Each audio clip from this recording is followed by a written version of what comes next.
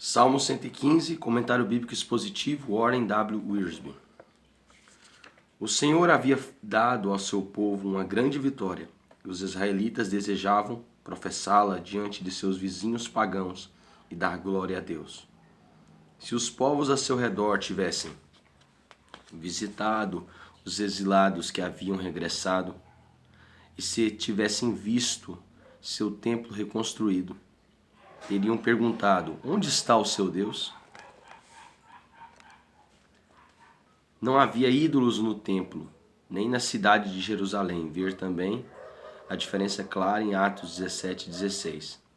Com essa pergunta, os judeus teriam a oportunidade de contrastar os falsos deuses de seus vizinhos com o verdadeiro Deus vivo de Israel. Este salmo é escrito como uma litânia, iniciada pelo dirigente no versículo 1. Em seguida, o povo responde em coro, nos versículos 2 a 8. O coral, nos versículos 9 a 11, e, mais uma vez, o povo, nos versículos 12 e 13. Os sacerdotes ou membros do coral falam dos versículos 14 e 15, e o povo encerra a litânia com versículos 16 a 18. É possível que esse salmo tenha sido usado na consagração do templo, Esdras 6,16. Ele não apenas diz onde o Deus de Israel está, mas também revela o tipo de Deus que ele é. Primeiro, o Deus soberano. Salmo 115, do 1 ao 3. Onde está o Deus de Israel? Está no céu, em seu trono glorioso, reinando como Deus soberano do universo. Os alicerces de seu trono são a misericórdia e a verdade, amor e fidelidade, o que nos faz lembrar sua aliança com Israel. Deus os amava e, por isso, os escolheu, Deuteronômio 7, do 7 ao 11. Lhes deu sua aliança, a qual guardou fielmente. Todo o povo de Deus pode dizer em alta voz: Aleluia, pois reina o Senhor, nosso Deus, o Todo-Poderoso. Apocalipse 19, 6. 2. O Deus vivo, Salmo 115, do 4 ao 8. A idolatria sempre foi um pecado contumaz de Israel, e aquele que lhe custou mais caro. Juízes 2:11, Juízes 3:6, até 3:6. E, apesar de seus profetas ridicularizarem esses ídolos feitos por mãos humanas, 1 Reis 18:27, Isaías 44, do 9 ao 20, Jeremias 10, do 1 ao 16, e do Senhor disciplinar Israel com frequência, o povo insistia em transgredir a lei de Deus. Ao que parece, Israel só aprendeu sua lição quando a Babilônia levou o povo cativo, depois de ter destruído Jerusalém e o templo. Na grande cidade da Babilônia, 2 ou 3 gerações de judeus viram a idolatria de perto e sentiram na pele o tipo de sociedade que ela produzia. Só então foram curados de seu culto aos falsos deuses. Precisavam lembrar de que eram servos do verdadeiro Deus vivo. Salmo 42, 2, Salmo 84, 2, Deuteronômio 5, 26, Josué 3, 10, 1 Samuel 17, 26, 36, 2 Reis 19, 4, 16. E a igreja de hoje também não pode se esquecer dessa verdade. Atos dos Apóstolos 14, 15, 1 Tessalonicenses 1, 9, 1 Timóteo 3, 15, 1 Timóteo 4, 10 e 1 Timóteo 6, 17. Deus é espírito e, portanto, não tem corpo. João 4, 24. De modo que, quando os autores das Escrituras falam de seus olhos, ouvidos, mãos, pés e ainda assim por diante, estão apenas usando aquilo que os teólogos chamam de antropomorfismo. Antropomorfismo humano, morphos, forma. Trata-se de um recurso literário que emprega características humanas para descrever atributos divinos. Os olhos do Senhor, as mãos do Senhor. Trata-se de um recurso literário que emprega características humanas para descrever atributos divinos. Deus usa aquilo que conhecemos para nos ensinar aquilo que não entendemos e aquilo que é incompreensível. Esta seção volta a aparecer em Salmo 135, do versículo 15 ao 18. Uma vez que os ídolos mortos careciam dos atributos, das perfeições, das virtudes do Deus vivo. Não eram capazes de fazer o bem nem o mal e, no entanto, eram objeto da adoração do povo. Não têm boca. Não podem falar ao seu povo, fazer alianças ou promessas, oferecer orientação e encorajamento, mas nosso Deus fala conosco. Não tem olhos. Não oferecem proteção nem cuidado algum a seus seguidores. Os olhos de nosso Deus estão sobre nós, Salmos 32, 8, 1 Pedro 3, 12, e podemos confiar nele. Não tem ouvidos. Por mais que os idólatras orem, seus deuses não podem ouvi-los. Lembre-se de Elias, no Monte Carmelo. 1 Reis 18, 20. Os olhos de nosso Deus estão sobre nós, e seus ouvidos estão abertos a nosso clamor. Salmo 34, versículo 15.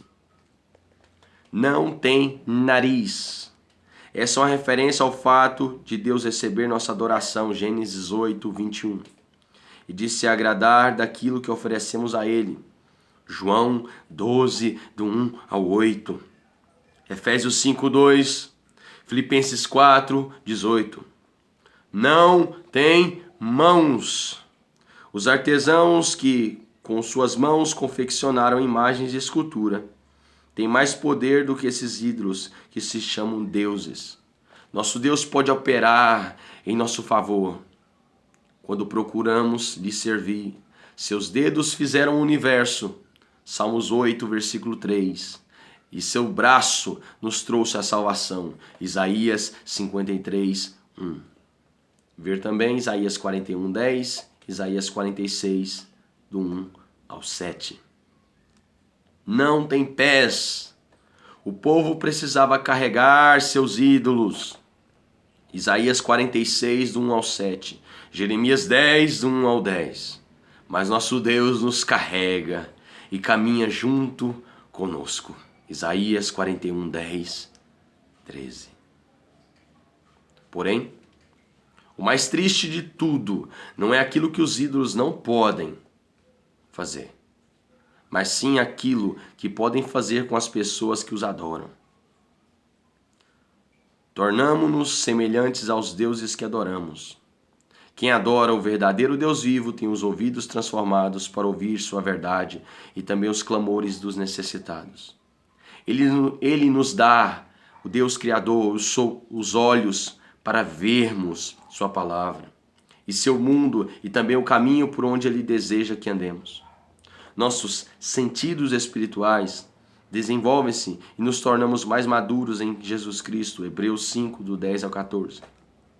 Porém, aqueles que adoram falsos deuses perdem o uso desses sentidos espirituais e se tornam cegos para a luz e surdos para a voz de Deus.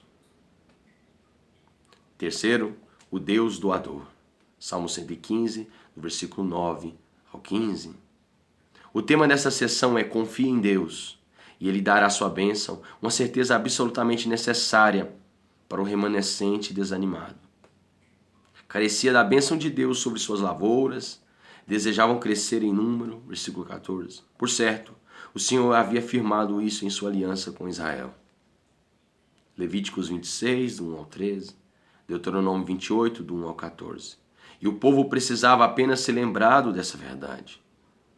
Nos versículos 11 e 13, os que temem ao Senhor não são os gentios tementes a Deus, que vemos no Novo Testamento, Atos 13, 16, 26. Atos 16, 14, Atos 17, 17, Atos 18, 7. Mas sim os judeus devotos em Israel. Salmos 22, 23, Salmos 111, 10. Encontramos listas triplas semelhantes em Salmo 118, do 1 ao 4, e Salmo 135, do 19 ao 21.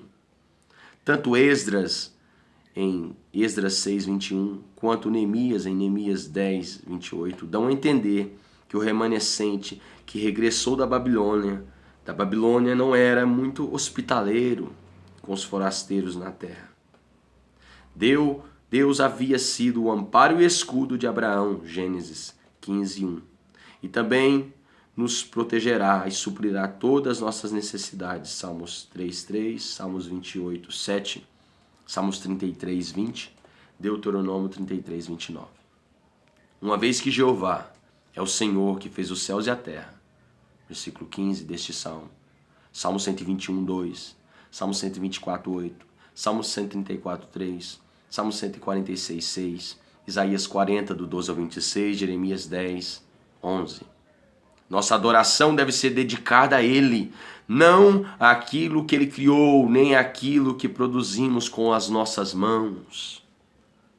Quarto, o Deus que é digno de nosso louvor. Salmo 115, do 16 ao 18. O verbo abençoar é usado 5 vezes nos versículos 12 a 15. E não podemos viver sem a bênção de Deus. No entanto, também é bom bendizer ao Senhor. Versículo 18. Esse bendizer significa tributar ou dedicar a Ele toda a glória e o louvor. Dar prazer ao seu coração, com ações de graças e obediência voluntária e alegre. Salmo 16, 7, Salmo 26, 12, Salmos 34, 1, Salmo 104, Salmo 103, 1, Salmo 134, 2. Ele fez a terra e a entregou aos seres humanos, a fim de suprir suas necessidades. Ele lhes deu trabalho, cooperando com eles no desenvolvimento de seus recursos abundantes. Gênesis 2, do 8 ao 25. Quem adora ídolos mortos também está morto. Mas nós estamos vivos em Jesus Cristo e devemos exaltar ao Senhor.